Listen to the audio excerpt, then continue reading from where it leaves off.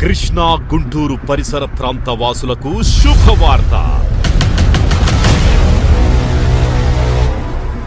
ఖచ్చితమైన జీవితాన్ని మార్చే అపోస్తలుల బోధ వినాలనుకుంటున్నారా?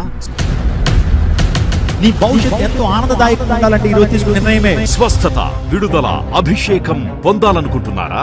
దురాత్మ శక్తుల నుండి విడుదల కావాలా? ఆర్థిక ఇబ్బందుల నుండి విడుదల కావాలా? ఆత్మతోనూ సత్యముతోనూ ప్రభువును ఆరాధిస్తూ పరలోకపు ఆనందాన్ని భూమి మీద అనుభవించాలని ఉందా? ఆధ్యాత్మిక సలహాలు, కుటుంబ సంక్షేమం కొరకు ప్రత్యేక ప్రార్థనలు కోరుకుంటున్నారా? అయితే రండి, క్రైస్ట్ టెంపుల్ జీవము గల దేవుని సంఘం మీ కొరకే.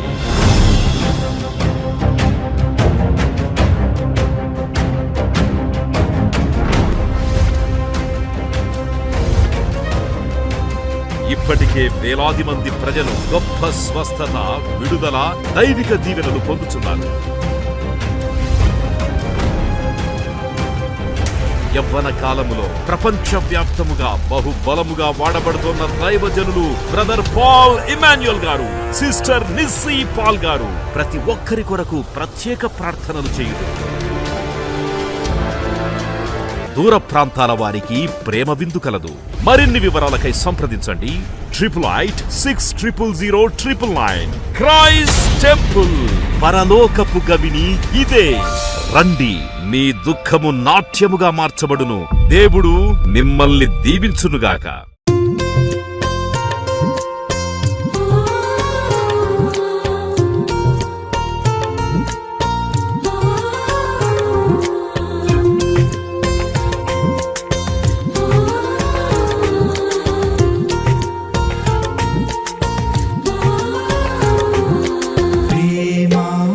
యేసయ్య ప్రేమ, ప్రేమ, యేసయ్య ప్రేమ, ప్రేమ. నా బ్రతుకు దినములు లెక్కింపనేర్పుము, దేవాయి భువిని వీడు గడియ నాకు చూపుము.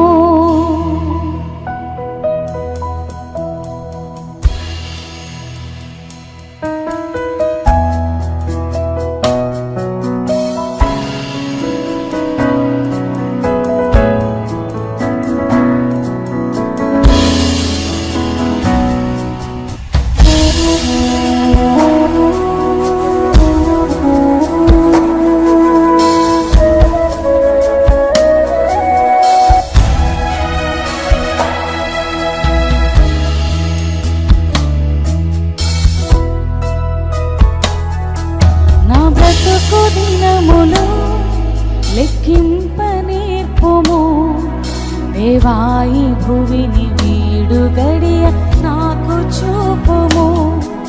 ఇంకొంత కాలము ఆయుష్ పెంచుము, నా బ్రతుకు మార్చుకుందును సమయము నిమ్ము. నా బ్రతుకు దినములు లెక్కింపనేర్పుము, దేవాయి భువిని వీడు గడియ నాకు చూపుము. ఇంకొంత కాలము ఆయుష్ పెంచుము, నా బ్రతుకు మార్చుకుందును సమయము నిమ్ము. అమ్మయ్యా, ఎన్నో సంవత్సరాలు నన్ను దాటిపోవచ్చున్నవి. నా ఆశలు, నా కలలని వెంబడించుచున్నవి. ఫలాలు లేని వృక్షము వలె, ఫలాలు లేని ఆత్మీయ జీవితం నేను జీవించుతున్నానేమో. నన్ను మరల బ్రతికించేయ, నీకు సాక్షిగా నన్ను నిలబెట్టుకో, నన్ను వాడుకోమని అడుగుదా.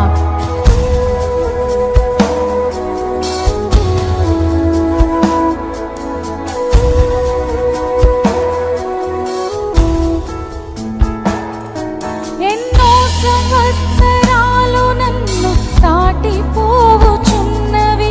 నా ఆశలు, నా కలలని వెంబడించుచుంటిని. ఫలాలు లేని వృక్షము వలె ఎదిగిపోతిని. ఏనాడు కూలిపోదునో ఎరుగకుంటిని. నా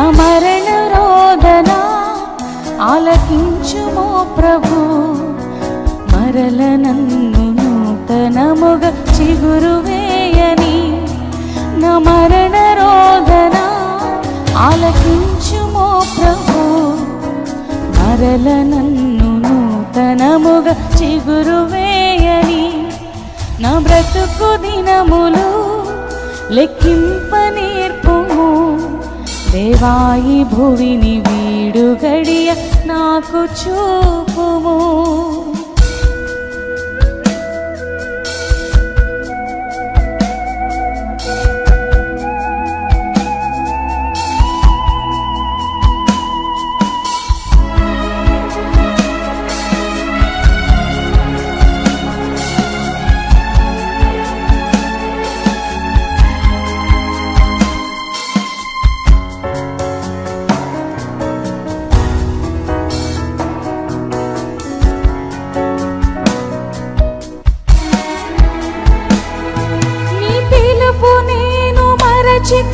నా పరుగులోని నలసితి, నా స్వార్థము నా పాపము పతన స్థితికి చేర్చెను.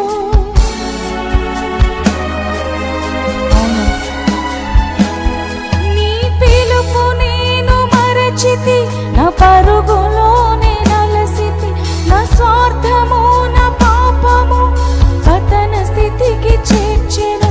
నా అంతమెటుల నుండును భయము పుట్టుచున్నది. దేవా నన్ను మన్నించుము, నా బ్రతుకు మార్చుము. యేసుని చేతికి ఇక లొంగిపోదును, విశేషముగా గుర్తించుము నా శేష జీవితం. యేసుని చేతికి ఇక లొంగిపోదును, విశేషముగా గుర్తించుము నా శేష జీవితం. నా బ్రతుకు దినములు లెక్కింప నేర్పుము. దేవాయి భువిని వీడు గడియ నాకు చూపుము. ఇంకొంత కాలము ఆయుష్ పెంచుము, నా బ్రతుకు మార్చుకుందును సమయము నిమ్ము. నా బ్రతుకు దినములు లెక్కింప నేర్పుము. దేవాయి భువిని వీడు గడియ నాకు చూపుము. ఇంకొంత కాలము ఆయుష్ పెంచుము, నా బ్రతుకు మార్చుకుందును సమయము నిమ్ము. నువ్వు ఎక్కడ జీవిస్తున్నావు, నువ్వు ఏ సముఖంలో ఉన్నావు, ఏ స్థలంలో ఉన్నావు. దేవుని సముఖంలో ఉంటే నీ విలువ పెరిగిపోద్ది.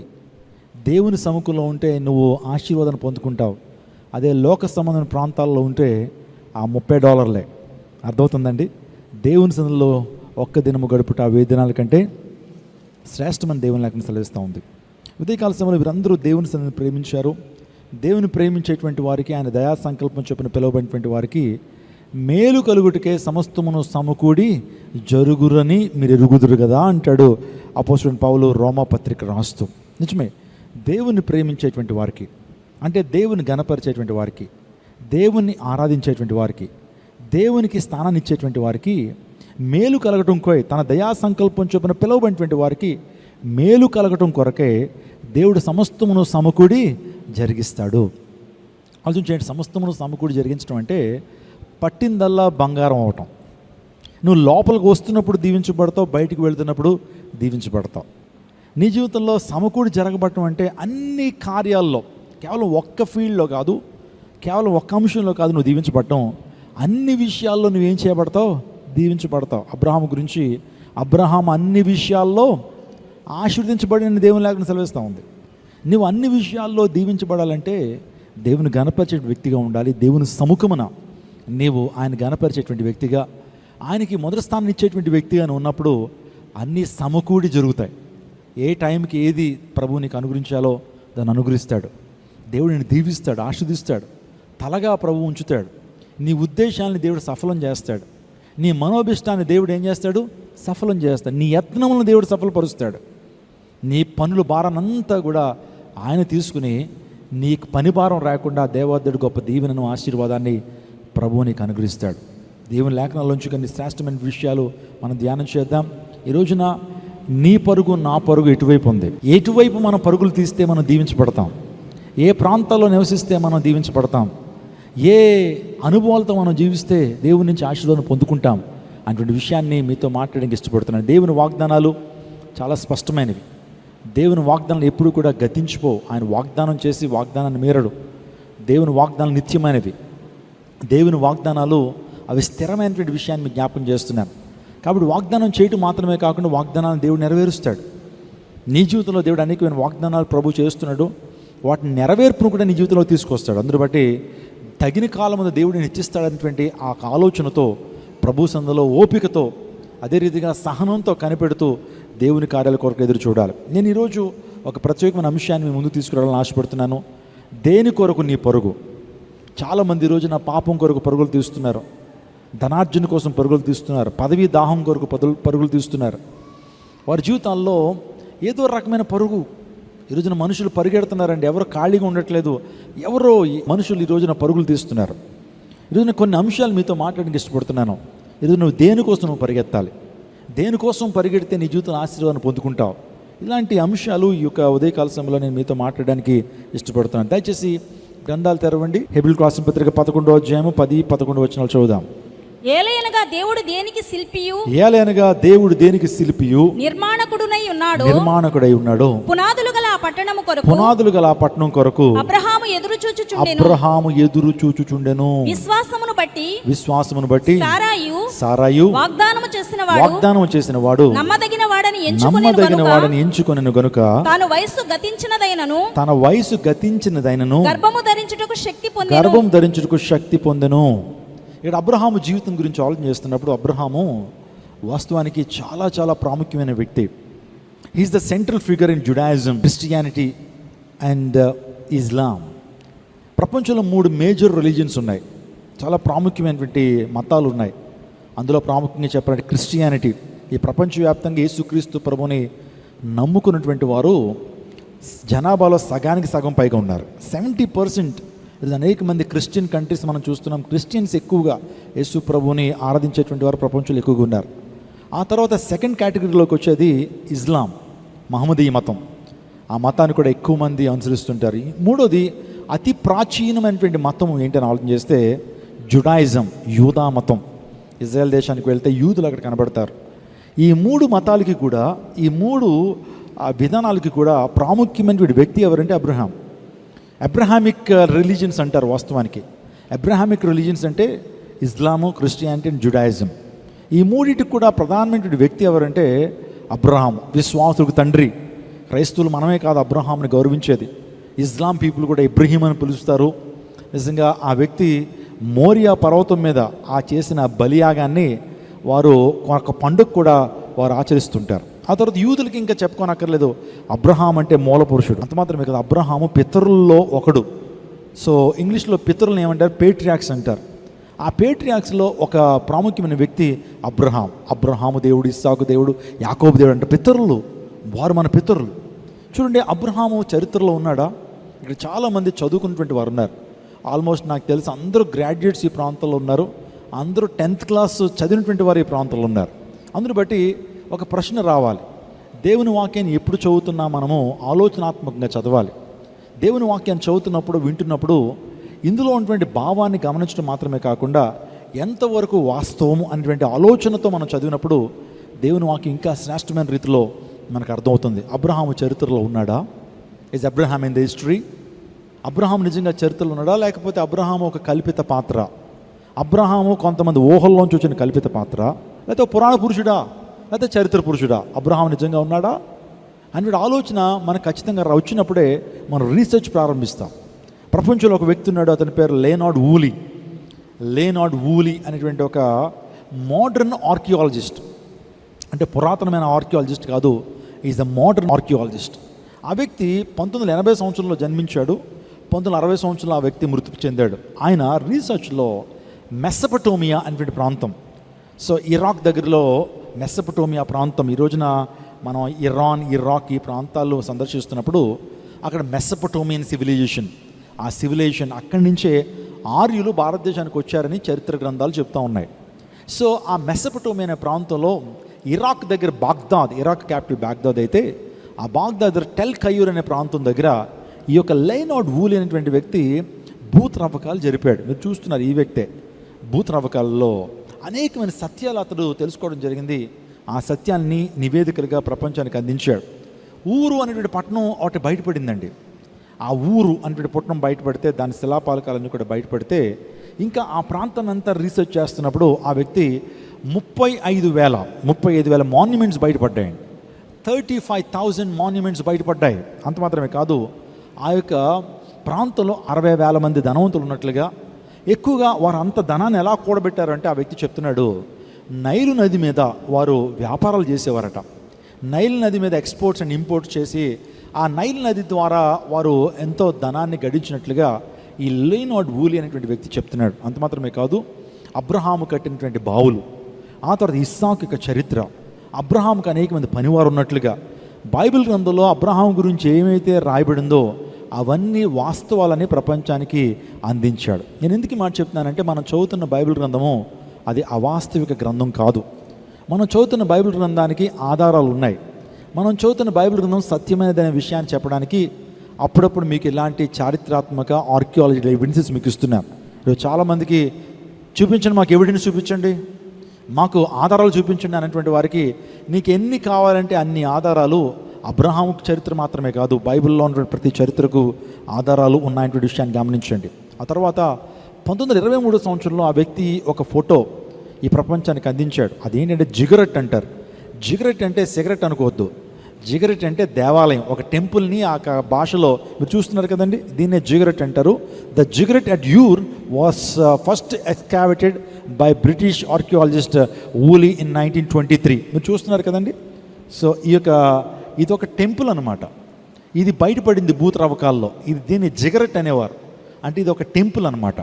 ఈ వ్యక్తి దీన్ని బయటపెట్టి, వాస్తవానికి అబ్రహాము కొన్ని చోట్ల బలిపీఠాలు కట్టాడు కదండి, అబ్రహాము బలిపీఠాలు బయటపడ్డాయి. ఆ తర్వాత అబ్రహాము కట్టిన బావులు బయటపడ్డాయి. ఇవన్నిటిని బట్టి అబ్రహాం అనేటువంటి వ్యక్తి కల్పిత పాత్ర కాదు, ఆయన పురాణ పురుషుడు కాదు, చరిత్ర పురుషుడు అనేటువంటి సత్యాలు చెబుతూ వచ్చారు. నా ప్రియదేవుడు నాగం ఏదైనప్పటికీ అబ్రహాం యొక్క ఆశ ఏంటి, అబ్రహాం యొక్క పరుగేంటి, అబ్రహాం పరుగేంటో మనం చూస్తాం.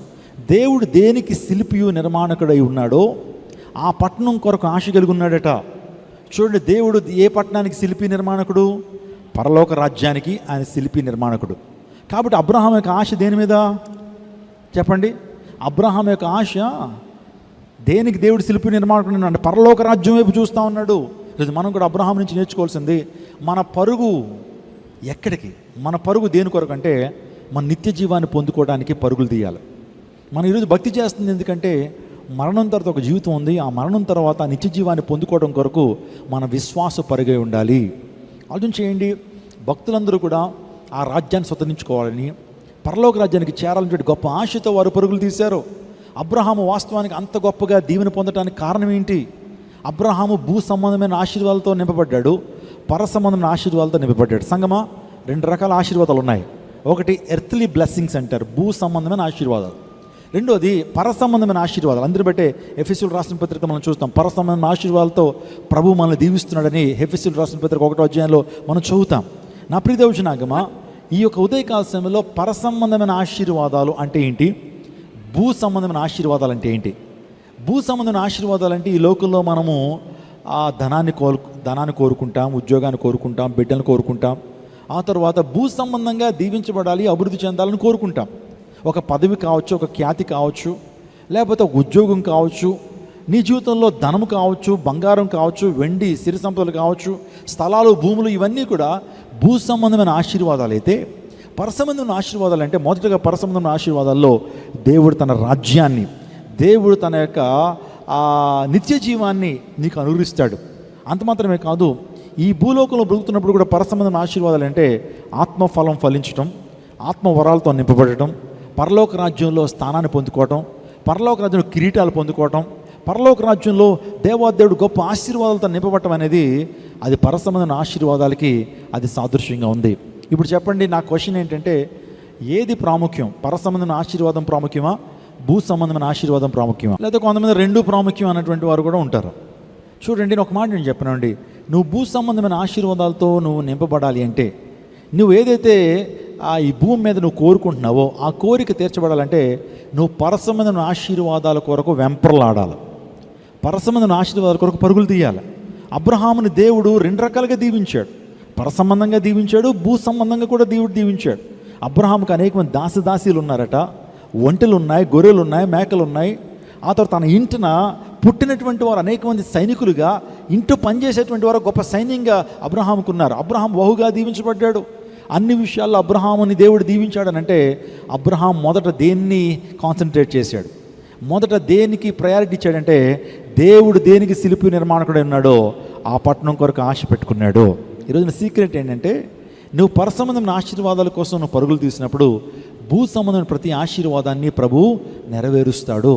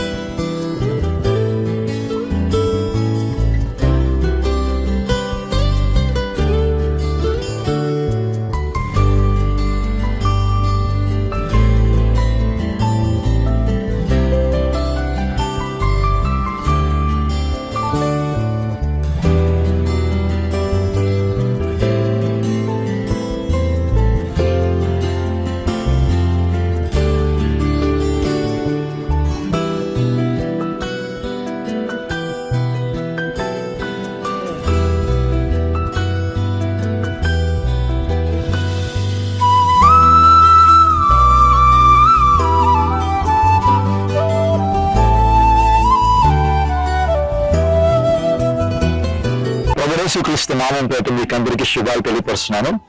క్రైస్ట్ టెంపుల్ అనే జీవన్ దేవుని సంఘానికి దేవుడు 2 ఎకరాల 16 సెంట్ల భూమిని అనుగ్రహించారు. సో ఇదే స్థలంలో మహాదేవుని యొక్క గొప్ప మందిరం నిర్మించబడాలని ప్రార్థన చేస్తూ వచ్చాం. దేవుని చిత్తమైతే ప్రతి సమయంలో ఈ యొక్క మందిరాన్ని ప్రారంభించాలని మేము ఆశ పెడుతున్నాం. పర్మిషన్స్ ప్రభుత్వం ఇస్తా ఉన్నారు. ప్రస్తుతానికి ఈ ప్రాంతం అంతా కూడా చదువు చేసి పనులు ప్రారంభించడం జరిగింది. వెనకాలటువంటి ఆ చిన్న కన్స్ట్రక్షన్ లో కూడా ఒక వాచ్మెన్ ఉంచాలని మేము ఆశ పెడుతున్నాం.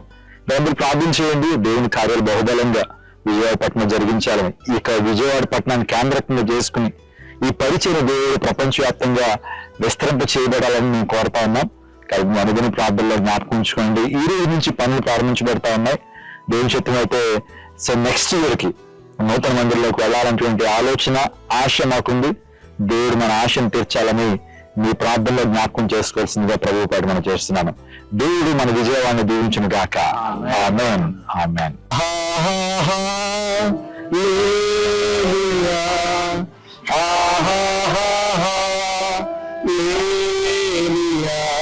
ఇక మధ్యాహ్న కాల సంఘంలో ప్రభు మనందరినీ ఏక కుటుంబీకులుగా క్రైస్ట్ టెంపుల్ సంఘ విశ్వాసులుగా ఈ ప్రాంతాన్ని నడిపించారు. ఒక నిర్మాణం జరిగించాలని పర్మిషన్స్ కోసం ఆల్రెడీ అప్లై చేస్తాం తండ్రి. వాటిని మీరు ఇస్తున్నారు, మీకు స్తోత్రాలు. మీ చిత్తమైతే ప్రభు ఈ రోజు ఈ యొక్క ప్రాంతం అంతా కూడా మేము చదువు చేస్తున్నాం. ఈ ప్రాంతంలో ప్రార్థన చేస్తున్నాం. అధికారులతో మీరు మాట్లాడండి, ప్రజా పరిపాలకులతో మీరు మాట్లాడండి. ఈ ప్రాంతం అంతా మీ మహిమతో నింపండి. మీకు స్తోత్రాలు తెలియపరుస్తూ మీకే మహిమ తెలుస్తూ యేసు శక్తి కలిగిన నామములో వేడుకుంటున్నాం తండ్రి. సకల ఆశీర్వాదాలకు కారణమైన శ్రేష్టమైన నామానికి వేలాది వందనాలు, స్తుతులు, స్తోత్రాలు చెల్లిస్తున్నాను ప్రభా. ఒక సొంత స్థలంలో మందిరం ఉండాలన్న ఆశ మేము కలిగి ఉండగా మీరు ఇచ్చిన ఈ అద్భుతమైన సమయమును బట్టి, స్థలమును బట్టి మీకు స్తోత్రాలు ప్రభా. అయ్యా, ఇది మా అందరికీ సమృద్ధిగా ప్రభనైనా నీ మందిరం కట్టబడి నిన్ను స్వేచ్ఛగా ప్రభ మేము ఆరాధించటకు కృప చూపించండి. స్తుతించి ప్రార్థించడి వేడుకుంటున్నాము తండ్రి. దేవుని నామానికి మహిమ కలుగును గాక. ఇప్పటివరకు ఈ ప్రాంతంలో ప్రార్థన చేశాం. దేవుని యొక్క మహిమ ఈ ప్రాంతానికి దిగి వచ్చిందని నేను నమ్ముతున్నాను. అతి త్వరలో ఈ ప్రాంతంలో చర్చ్ మాత్రమే కాదు, ఒక ఆర్ఫనేజ్, ఒక శ్రేష్ఠ ఫౌండేషన్ లో బిల్డింగ్, ఆ తర్వాత ఒక వంటశాల, ఒక డైనింగ్ హాల్, ఇంకా అనేకమైనటువంటి ప్లాన్స్ ఉన్నాయి. కాబట్టి అందరూ ప్రార్థన చేయండి. మీ అనుదిన ప్రార్థనలో దయచేసి ఈ క్రైస్ట్ టెంపుల్ ని దాని నిర్మాణం జ్ఞాపకం చేసుకోవాల్సిందిగా ప్రభుత్వం చేస్తున్నాను. ఒకవేళ నేను ప్రేరేపించినట్లయితే ఈ మందిర నిర్మాణం కొరకు మీ యొక్క విరాళాన్ని ఇవ్వదలిచినటువంటి వారు కింద నెంబర్ కి మీరు కాల్ చేయొచ్చు. మా సిబ్బంది మీతో మాట్లాడతారు. లేకపోతే మీరు ఈ ప్రాంతానికి వచ్చి ఈ ప్రాంతాన్ని చూచి మీ యొక్క ప్రత్యేకమైన ఆఫరింగ్ ని, మీ యొక్క ప్రత్యేకమైన విరాళాన్ని మందిర నిర్మాణం కొరకు మీరు ఇవ్వచ్చు. దయచేసి ఈ విషయాన్ని మీ యొక్క అనుదిన ప్రార్థనలో జ్ఞాపకం చేసుకోవాల్సిందిగా ప్రభు పేట మనం చేస్తున్నాం. దేవుడు మన విజయవాడ పట్టణాన్ని దీవించును గాక. దేవుడు మన భారతదేశాన్ని దీవించును గాక. ఆమేన్.